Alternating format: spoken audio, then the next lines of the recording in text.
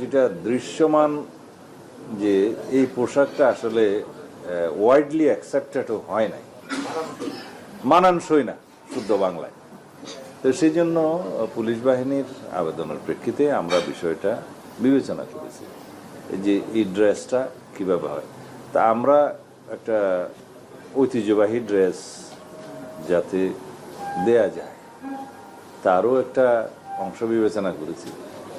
আমরা আগের যে উপর মানে শার্ট, যেটা কি বলবো, উপরের অংশ আগে যেটা ছিল মেট্রোর জন্য এবং সারা দেশের জন্য, সেটা আমরা বহাল রেখেছি। তবে প্যান্ট পাজামা সেটা আমরা খাকি ড্রেস দিয়েছি। এই হিসাবে তাদের সাথে আলোচনা করে আমরা বিস্তারিত আলাপ আলোচনা করে এটা একটা গ্রহণযোগ্য পোশাক হিসেবে দিয়েছি।